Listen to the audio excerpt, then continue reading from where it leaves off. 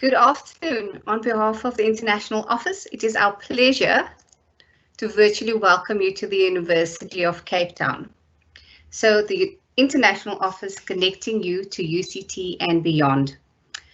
Can we have the first slide, please? So I'm Fiona, and I'm part of the Strategic Support and Operations Unit within the International Office. In this room with me, I have my colleague Erin Pena from the Partnerships, Mobility and Recruitment Division, as well as Liling Yang from the Confucius Institute. So our other colleagues who was not able to be in the session today are from our GSAP unit, which is the Global Short Academic Programs, as well as the MasterCard Foundation Scholarships. So in terms of the Strategic Support and Operations Unit, the section that I find myself in, we are your first port of call and your first contact to the university. And so our role basically is to provide support services to ensure that your international experience at the university is both academically rewarding as well as an enriching experience. So some of the services that we offer in the SSO unit, as we call ourselves, is we assist full degree students who is making application to the University of Cape Town. We assist you with the pre-arrival information to get you integrated into the University of Cape Town, as well as hosting an orientation program. I will go into a little bit more detail later on with regards to the rest of the services that we offer. But one of my primary focuses is assisting students with their visa requirements in making application for study visas, visitors visas to come and pursue studies at the University of Cape Town. I'm now going to hand over to my colleague Erin Pena from the Partnerships, Mobility and Recruitment Unit, who will take you through international exchanges. We look forward to a robust discussion later on. Thank you. Okay, so hi everyone, my name is Erin Pena. I work in the International Office alongside Fiona and Liling. I work in the Partnerships, Mobility and Recruitment section, and my sole focus is sending UCT students abroad. Next slide. So basically how this works is we can send postgraduate and undergraduate students abroad via something called bilateral exchanges. So it literally means you are exchanging spaces with a student from our partner institution. So for example, for every one student who comes from the University of Amsterdam, you give your space up to go to the University of Amsterdam. So that's what it means when we say it's a bilateral exchange. Next screen. So this it's just a few of the partnerships that we have. I focused specifically on Europe because that's where most of our partnerships are. And then we also have partnerships in the US and in Canada, as well as in Australia. We're looking at breaking into the Far East and the Middle East, but this is most of our partnerships that we have available in Australia. You can go on next time. Okay, so basically to be eligible, you need to be registered at UCT. You need not just be accepted at the university, but also have a registration status. So it's open to all nationalities as long as you're a student registered at UCT. Next one. Right, so basically we're looking at the academic and extracurricular requirements. We want students to maintain an average GPA of 65% and above. It is quite competitive. We have students who have GPAs within the 70+ range, so it does get quite competitive, and we look at that as well when we assess applications. We compare your performance between semester 1 and semester 2. So at the time of your application, you would have probably completed exams for semester 2. So we have access to those examination results, and we can compare and see if you've improved your performance between semester 1 and semester 2. We'd like to see evidence of extracurricular activity, including involvement in student governance structures or the holding of a leadership position. This can also be within your community. It doesn't have to just be UCT extracurricular activity. We want to see any kind of leadership or participation within your community as well. Next one. For postgraduate students, we mainly want to see what does your supervisor say. Does your supervisor support your application for a semester abroad? And for us to have a better insight of where you are within your research, we request that you submit a progress report and an acknowledgement from your supervisor, also just providing an overarching support for your semester exchange. We will look at your academic performance from your graduate degree. So if you've completed your graduate degree at UCT, we will obviously look at those results, but if you have graduated from a different institution, we'd ask you to submit that as well. We also want to see a 2-pager of your research proposal. This is all part of us helping to assess your application. Next slide. So the structure of the exchange, it can get a bit confusing, but it's actually quite simple. Undergraduate students must complete at least 3 semesters at UCT and will go on exchange during the 4th semester. In other words, you'll go during 2nd semester of 2nd year. And it's unfortunate, but undergraduate students have a very, very small window of conducting the exchange. Basically, our partner universities want to see that you are within the university environment and the culture and managing your studies. So they want to see that, that at least you have the 1st year university experience under your belt, and then we normally send students during the 2nd year. So basically you would submit an application in your 1st year and you'll go abroad during your 2nd year. Graduate students may go on exchange if they are registered at UCT for master's or doctoral. For graduate students, you're not as bound to the academic calendar as undergraduate students. So master students can go during the 1st year of their master's degree program or the 2nd year. Similarly with the PhD students or PhD candidates, I've seen candidates, yeah, they've been in the 3rd or final year of their PhD and they still managed to go abroad. So it's yeah, I think the masters and the doctoral students actually have a broader window to go abroad. Next slide. So what are the costs involved? And there are costs. You can go, Lily. So this is just an example of how a student managed to just save and raise funds to go abroad. So we're looking at the student's total income versus the student's total expenses. So if we look at the far left column, you'll see income. The first one is a stipend. Our students receive a stipend from the partner university. And this particular student went to the University of British Columbia and received the 4,000 Canadian dollars stipend, right? The 50% flight, we provide a 50% flight reimbursement upon application. So students, when they are shortlisted for semester exchange, we give them an application form to apply for a flight reimbursement. The student got 50% flight reimbursement, which came up to 994 Canadian dollars. It translates to about 10,500 Rand. And then the student was able to save 27,000 or let's say 28,000 Rand for the exchange. And there is a lot of time for you to save. And we want students, this is very, very important. We don't want students to at touchdown not have any resources, financial resources at hand, because we can't control when the partner university will release the stipend to the student. Obviously, these administrative requirements that go into receiving a stipend from the partner university, and so we encourage students to have extra money on hand. Yeah, and then sorry, just go back, Lily. So I mean the expenses you would use from your stipend to pay for your housing.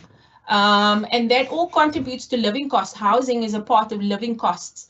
The visa, the student had to obviously pay for the visa or apply for visa before going on the semester exchange. The flights, our office helped out with the flights. And obviously the student has expenses for food and transport, and he was able to do some sightseeing and holidays, and he needed textbooks, and it's not your traditional textbook, it's an online textbook that you need to be able to access and pay for. So these are all the living costs that the student incurred whilst abroad. Thank you. Next slide. So what do you need to apply? So if you look at the far left-hand column, you'll see the application documents is a motivation letter and 3 documents of support. And then the last 2 rows will show you need your CV and your passport. If you don't have your passport at the time of your application, that is fine. We don't expect all students to have passports at the time of the application, so students will definitely still have time to apply for their passport at Home Affairs. But basically the motivation letter is for undergraduate and postgraduate students. We want to see what is your understanding of global citizenship. We want to see your just, it's really important, especially now with COVID-19. We want to see what are students' insights to global citizenship, and that is a very important key in writing your motivation. We also want to see what an exchange will do for your personal and career development. We have colleagues from career services who helps share some valuable insights with students, so you're most welcome to tap into that resource as well. We want you to connect your motivation to skills inherent in your degree. If I may make an example, if you want to go, if you're writing a motivation to go to California, it's not just about seeing, American celebrities, but if you are involved in film and media, you could kind of connect that to your degree, so it has to be we want to see a very practical connection between the skills inherent in your degree and why you want to go to this particular university. And most importantly, we want to see your fundraising mechanism. Students were very creative. They started crowd campaigns. So my apologies, crowdfunding campaigns. People started selling biscuits and sweets at church. There's au pairing, there's tutoring. Students were quite creative in communicating how they intend to raise money for their semester exchange. So the 3 documents of support, the academic staff member, that would be your course convener. If you go to the faculty office and ask for a list of course conveners, you will get a list of course conveners that you could write to for support. Your general reference letter could be from your place of work if you are working. It could be from your high school, it could be from your spiritual leader, anyone who can attest to your character, and that would be sufficient for us. What's important is also you need HOD support. So, for example, the head of department for film and media is Professor Herman Wasserman. If that is within your degree program, you can approach Professor Herman Wasserman. And then finally, your CV and your passport. Next slide. Very briefly, I'll just run through the timeline of events. So if you apply for the 2021 academic year to be a student at the university, you would then submit your application in the 2nd semester of your 1st year in 2021. Okay, if your application is successful, you will go abroad during 2022. So students would normally go abroad from August, let's use 2022. August 2022 until December 2022. Some students come back only the following year, depending on what the academic calendar looks like at the partner institution. So I know in UK, they finish the academic semester in January. So students only come back in the following year. And that year would be your final year, to be your 3rd year.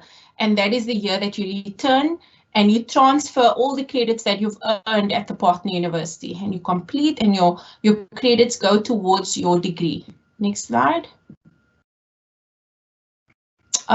This is quite important. We need to let students know that we cannot guarantee that all advertised opportunities will be available every semester. Case in point is the global pandemic. Many of our partners have suspended the inbound exchange program, and so for this reason, yeah, we couldn't promise and make alternative arrangements for students to go abroad.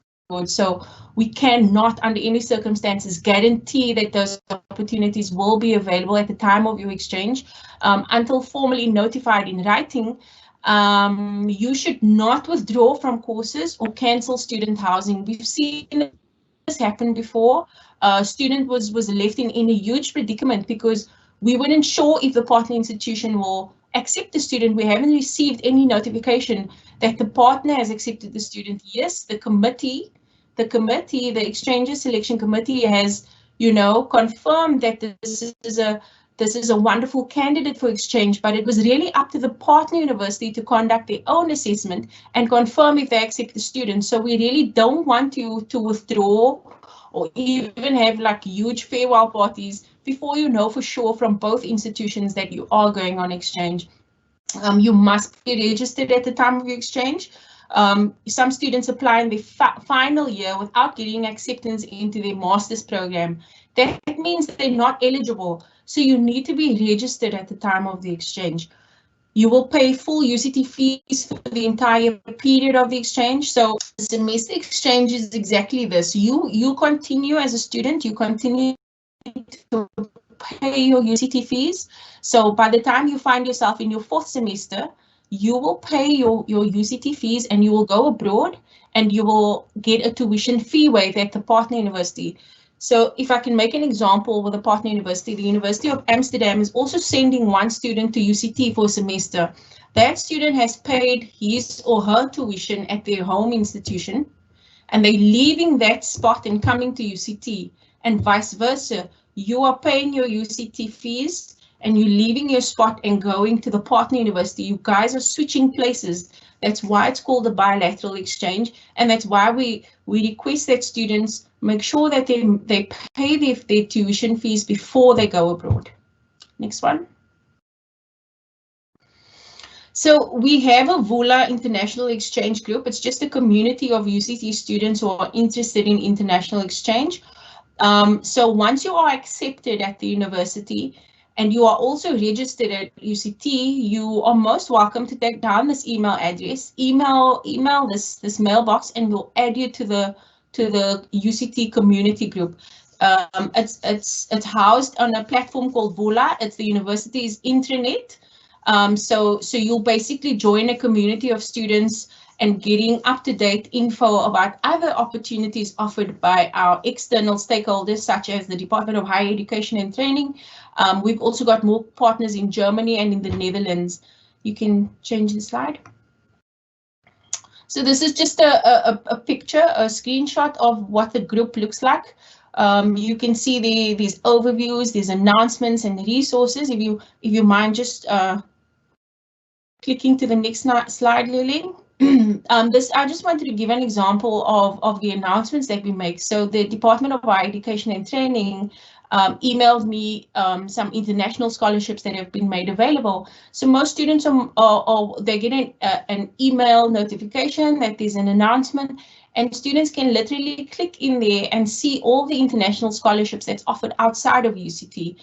We've also we've got an email from our colleagues in Holland saying there's a free virtual study in Holland fair on that took place on the 25th of September. So I mean, if that is something you're interested in, go ahead and click on that. But we welcome you to this group, provided you have been accepted and registered at the university. Next slide. Any questions? If there are any questions.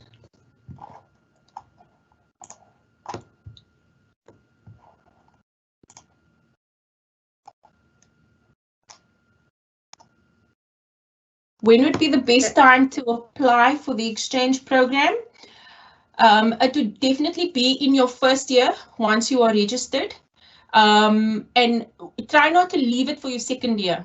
Try to be intentional about finding out as much information as possible in your first year. Normally, the application portal opens up during our second semester. So after VAC, around July and August, we'll start launching our information sessions, and we'll open up the portal for students to submit the application. If that answered your question.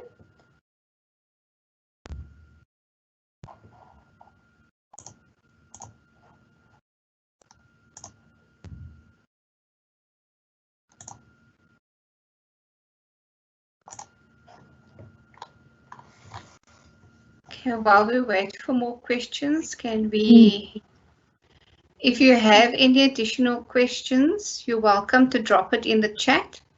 Erin may need to leave in the next few minutes, but we will definitely take the questions forward to her. We will also share email addresses. So if there are any other questions that comes up, there's another one from Amber, and it says, does the exchange program prolong the length of your degree? Okay, thank you for that. Such a good question, Amber. So it's not meant to extend your expected degree date. And a lot of our academics support a semester exchange because it also doesn't extend your degree. So when you go abroad during your 4th semester, you obtain your credits that you earn from that partner institution, and you bring it back in your 3rd year, and your 3rd year is when you transfer the credits onto your UCT transcript. So you won't have to repeat any of the courses that you've done. You'd be able to get credit for the courses that you've done, and this requires like a more lengthy discussion of how we do that. It's through a learning agreement and a number of documents that support that process. But essentially, we don't encourage a semester exchange if it's going to prolong the student's degree. We don't want that to happen. We want to build in a semester exchange within the student's undergraduate degree experience. Okay, thank you, Fiona. The next question, is acceptance in the exchange program guaranteed? Anonymous, no, it's not guaranteed. It's not just by virtue of submitting your application. There are limited scholarships available, and so it does become quite competitive. And this is why we encourage students to maintain a good GPA and also try and get involved in as many clubs and societies as you can, you know, not too many that it overtakes your focus on your studies, but enough to show that you have capacity and you are that holistic individual that we're looking for. So you can become quite competitive. Unfortunately, it's not by virtue of submission that you are accepted. We have an exchange selection committee that assesses each and every application, and we also invite you to an interview. If we very, very confident and happy with your application, and we see what we like what we see on paper, we'll invite you to an interview, and the committee will do about a 15 to 20-minute interview. And if they are confident that you would be a good ambassador for UCT and Africa on a whole, you will then be accepted. But then that means you need to submit another application to the partner university, but the international office supports you with all of that. Is there a list of partner schools available? Yes, there is. On the international website, you can navigate to, maybe I can just put the link in the chat, if I'm allowed to do that. Yes, please. I was also it's taking a while. So maybe Fiona, if you're happy to. Sure, I will do that. And then maybe we can take Declan's question next. Sure. Are there a large number of foreign students that are interested in making exchanges to Cape Town? Yes, Declan.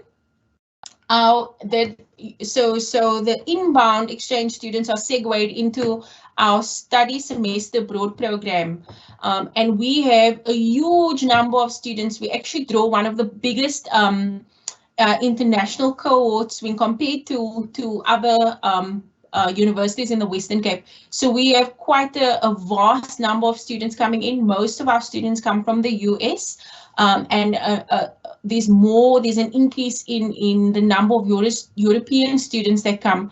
And this is so important to us as an institution because it gives students more opportunities to become friends and network with the international cohort, and it contributes to the internationalization at home agenda. So we experience a steady stream of international students coming for semester exchange, but also for full degree. We have, and Fiona can touch on that as well, we have a good number of international representation as well as African coming to UCT regularly. Anonymous. This is anonymous. This is an international session for students coming to UCT, and this is where Fiona comes in to assist and provide that kind of support. Fiona, if you want to just touch on that. All right, so how the process works is for students wanting to come and study at the University of Cape Town, you would have submitted your application. If you were successful, you would receive an offer to study. Post you receiving an offer to study, you would receive an automated letter of undertaking in support of your study visa. Where I come in is where you may have some challenges, either at your mission abroad or your embassy. They're asking for some documentation that they may not necessarily always ask for. I would then go and advocate on your behalf, try and determine what the stumbling blocks are and how we can best resolve the requirements as set out by the mission abroad or the embassy abroad. You're welcome. I will drop my email in the chat as well if you have any more questions regarding that. Or we could take some more questions a little bit later while we give Li-Ling Yang from the Confucius Institute an opportunity to speak about their role at the international office. Over to you, Li-Ling. Okay. Good day, everyone. I'm Li-Ling Yan from Confucius Institute at the University of Cape Town. So for my part, I will mainly introduce our cooperation with China. So for us, in our team, currently we have 10 Chinese teachers working here. And for our main task here is we are here try to help with Chinese learning because many people are interested in learning Chinese. And at UCT, we have a Chinese language major in the Department of Language and Literature. So we work with the senior lecturer Ma at UCT. So we teach Chinese language together. Then it's a cultural experience. Then it's a summer camp, winter camp, and so the first part is about we help with language teaching at UCT. So at UCT, we have from the first year to third year teaching of Chinese language. So through this third year learning, students can get the Chinese proficiency level of around level 5 or level 6. So. And then it's about cultural experience. As China is far away from South Africa, so we are trying to to help more people who is interested in learning Chinese culture to know more about Chinese Tai Chi, Chinese traditional Chinese food, and painting, paper cutting, and many other activities. We have this Chinese craft workshop once a week before the lockdown, but now due to this COVID-19, we are moving all these activities online. So currently we hold some cooking video challenge, Chinese song singing competition. This is still going on, and we also hold some Chinese health Qigong class online. Then it's about summer camp and winter camp. If you are interested to going to China for a short time period, we are having this short camp. It takes around 2 weeks. We say it's a summer camp or winter camp. It doesn't mean that it holds twice a year. It's only once a year. But now in South Africa it's in spring, but in the other side of China is in autumn. So we call it summer or winter. Actually, it takes place in June or July. So UCT students are eligible to apply for this post, and we will travel to Guangzhou, Shanghai, and Beijing, and other places. And also Confucius Institute teachers will also help you if you want to apply for scholarships to study in China after you study Chinese at UCT and you are eligible to get the certificate of HSK, and then you can apply to the scholarships and then study in China. Then it's about our contact details. So you can find us on Facebook group and then search Confucius Institute at the University of Cape Town. And you can, if you have any questions, you can post there, or you can add me on Facebook, or you can also check on website or sending emails to Qilin or to Wenwu, and we will take your questions. And I'm very excited that to have you joining us and then to explore South Africa, this amazing place. Okay, that's all of my sharing. Thank you. Thank you, Lilin. So the floor is open. Do you have any questions? While we're waiting, in the chat, I will add our respective email addresses where you can contact us for any other questions that you may have outside of the session. Could you go over matriculation exemptions for those who have done A-levels? Is that something you can speak to, Fiona? Not really. Matriculation exemptions, it's basically the faculty, they're the ones that take ownership of that. Yeah. So once you're 6 months into your degree, they will take you through what the requirements are. Yes. Yes. But yeah, that is the only information that they've made, because they manage that process end to end. If you like, we can send us your details, and we will see for some information that we can share with you. It is very faculty specific, and so that is why we don't have much information. I'm dropping the link in the chat as well. Fiona, there is one question in the chat box. Could you go over? Oh, no. That question is to ask about when will the border be open for, and when will the international students come back to UCT? Okay, thank you. So the regulation at the moment states that our borders, the South African borders, will partially open on the 1st of October. We expect to hear from Dr. Bladen Zamande, who is the Minister for the Department of Higher Education and Training, to make pronouncements tomorrow with regards to travel for international students into South Africa.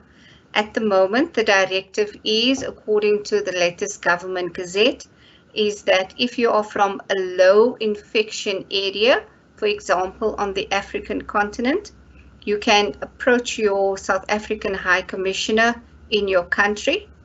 They would guide you through the process. You would need a certificate that states that you are COVID-free, and that certificate mustn't be more than 72 hours old. So that is the directive at the moment. We hope that by tomorrow we would have a little bit more directive with regards to international travel. Our president made reference to high-risk countries. We are also waiting to receive that from the Department of Home Affairs. They have indicated that they have not as yet government gazetted or legislated the requirements under level 1 and to return or to travel into South Africa. So as we are moving to level 1 on the 1st, we expect that between tomorrow and the 1st, a lot more information will be made available. We will try and update on our various platforms to keep everyone informed. You're more than welcome. My email address is there. I will drop my colleagues' emails as well to forward any other questions that you may have related to that to me. But as it stands at the moment, it is only partially opened. It is not business as usual. There's still a very, very cautious approach because having reviewed other countries where there's been a surge of infections after borders have opened and that sort of thing. So it's slowly but surely allowing people to come into the country, but under strict protocols and requirements. I hope that clarifies. Any other questions?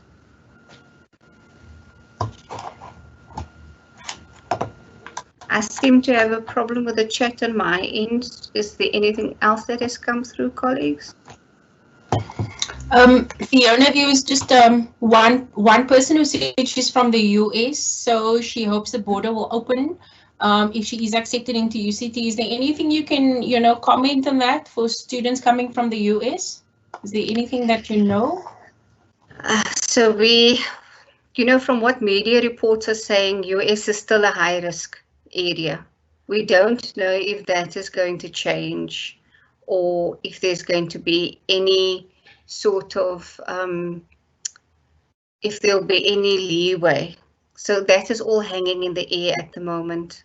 So unfortunately, I cannot give you a definitive answer if the US will be allowed to. What I can advise anyone is, while we are waiting on this end, you can make contact with the High Commissioner or the embassy in your country.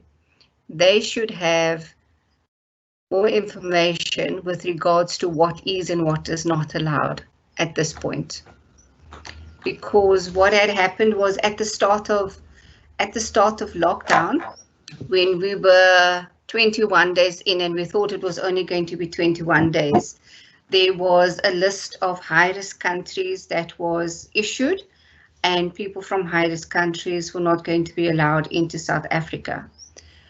But subsequent to that, as the lockdown continued, as we went from level 5, all countries then became high-risk countries. Any person that was outside of the border of South Africa was considered to be from a high-risk country, irrespective of the infection rates that was taking place at that time, because it was a very, very cautious approach to allowing people into South Africa.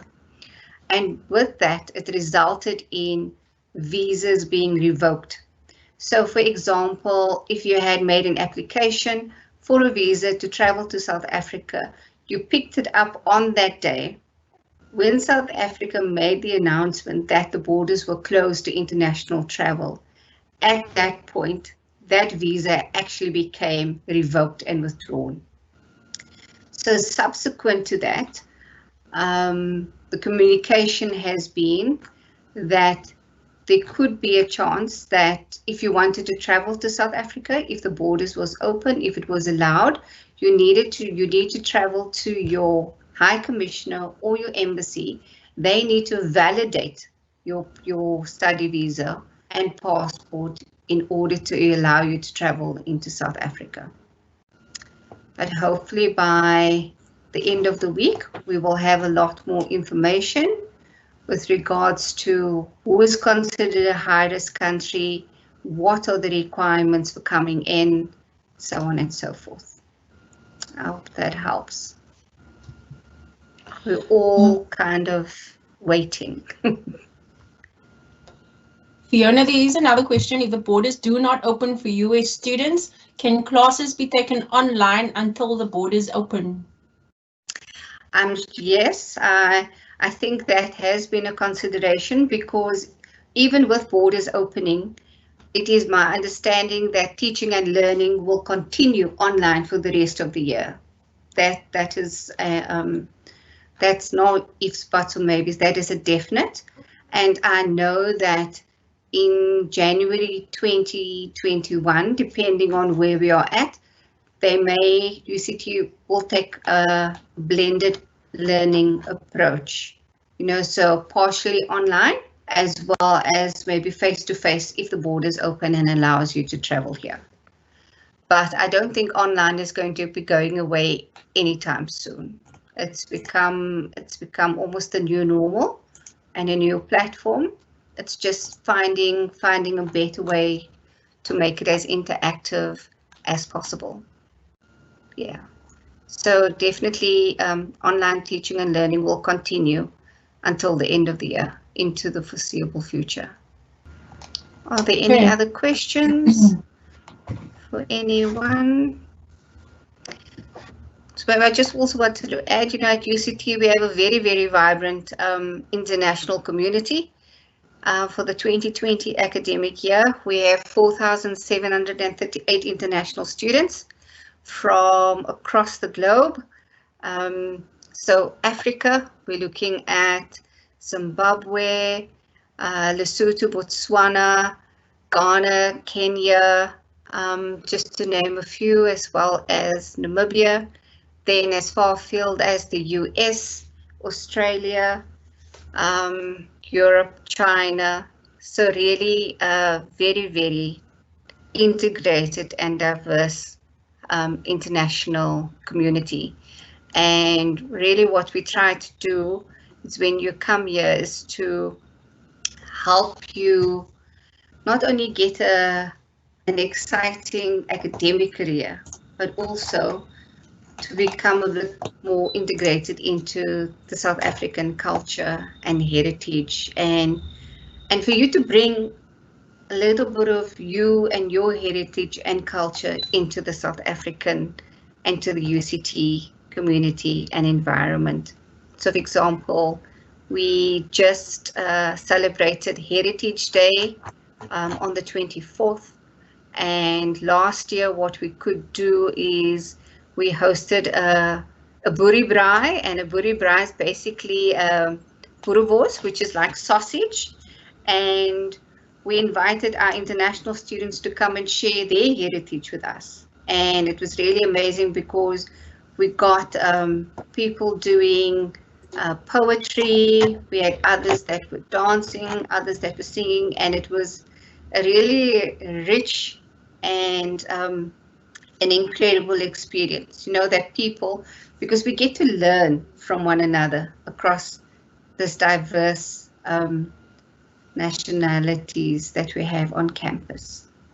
The next question, would there be any changes in the fee structure due to the possibility of online learning?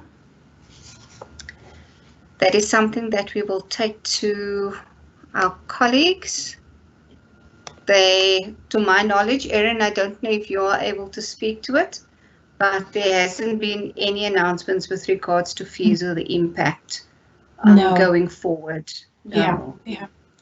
I think just for the semester study abroad program inbound, I think we will release the fees, the fee announcement and the fee rates on the website. So you're most welcome to have a look at that. Probably by mid-October to end October, you'll be able to see the fees within each handbook.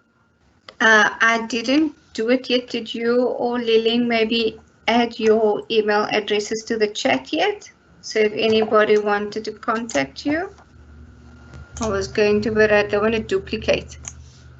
I'll do. Thank you.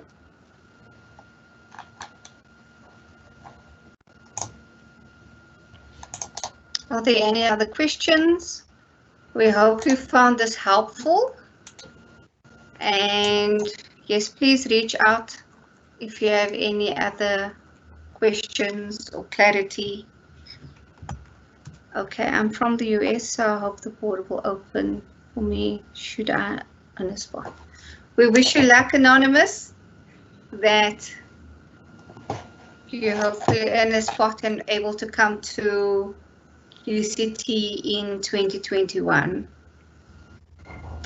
So I'm not sure if you do know that our academic year officially will start in March 2021.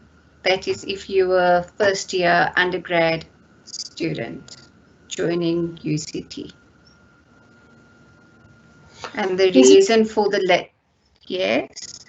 Sorry, there's a question from Akisha Joester. How does the process work for Namibian students whose final results will only be available at a later stage in March? Yes, this is a very faculty related question. So I do advise that you direct your question to the faculty.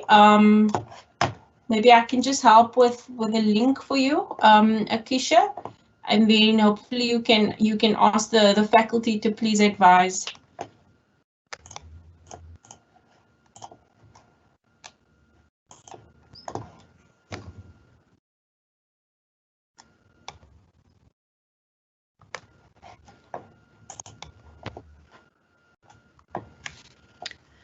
So anonymous, would international students still pay for residence accommodation if studying from afar? I wouldn't imagine that you would if you're not here. If you're not here, then there would be no reason for you to pay. Are you talking, may I ask, are you talking about in this current year that you were, well, that you know somebody that was a student, they were in residence and then they had to vacate residence because of COVID? Maybe if you can give us a little bit more clarity around that. So Akisha asked the question about Namibia again. So I think Akisha, you need to read your reply because as according to the reply, you had better ask the faculty that you applied for. Fiona, there is another question. Are there groups or societies for international students? Yes, we have a very vibrant student and societies group that all international students can sign up for. I will drop that link in, and it's a great way to get integrated into UCT. Fiona, there is another question. How do you apply for student housing? Okay, so I just want to drop this in the chat quickly. Copy. So you would apply via Res Life, and there's only a limited number of spaces available, but we also share links to other off-campus accommodation that you could apply to because of housing being very, very limited. And the process is managed entirely by the Department of Student Housing. I think they had a session they had a parallel session with us now. And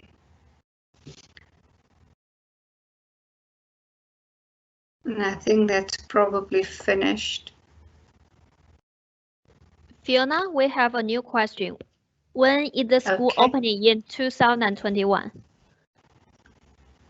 So if you're talking about the academic year, so depending on if you are an undergrad, my understanding is according to the calendar that the 2021 academic year would start by mid-March. I think it's around about the 11th or the 15th of March. If you are postgrad, master student or so, that would entirely depend on if you're doing a master's by dissertation or so. And normally with master's and PhD, you can pre-register at any time because sometimes it's reliant on funding as well as other requirements from your supervisor. So, but specifically for undergrad, it is going to be by mid-March 2021. Another question is, are the dates for the pre-orientation out yet?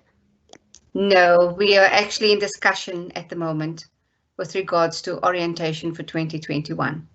I was in the meeting last week and yeah, but based on previous years, orientation is normally 2 weeks before lectures or lectures commence. So for example, if we are looking at say mid March 2021. Orientation will likely be maybe that last week, from the last week in February into March, somewhere in that timeline. Anna, do you have any closing remarks? I can see the session's almost done. Okay, I just wanted to drop this in the chat here.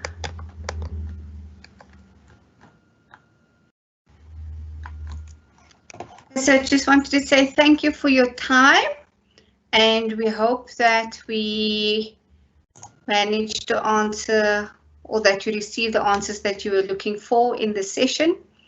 We have noted all of your comments that you posted in the Q&A, which we will forward to our colleagues in the event that you do reach out to them via the email addresses that we had provided.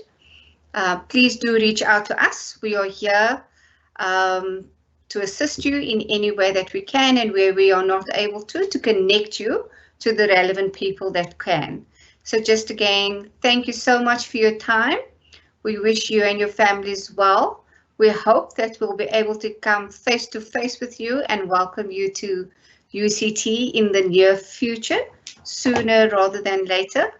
That being said, just to watch the UCT pages for information with regards to borders opening, what the requirements are, as well as any other general information. And whatever information we don't have there, as I've said before, we've shared our email addresses. Please reach out and we will do our very, very best to provide you with the relevant and correct answers. So thank you so much from me, Erin and Li-Ling. We really appreciated your time and that this was valuable. Erin, Li-Ling, is there anything you wanted to say before we ended? Thank you everyone for being here. Yes, just to echo what Fiona said, we hope that we can welcome you face to face, and that you can enjoy the full experience of being at UCT on the campus, getting to know people, getting to know yourselves. And we wish you all the best. Thank you so much for joining us at the International Office. You're most welcome to pop around. We are a student hub. We always have students in our office, just for any kind of advice that they need. So all the best with your application and your outcomes.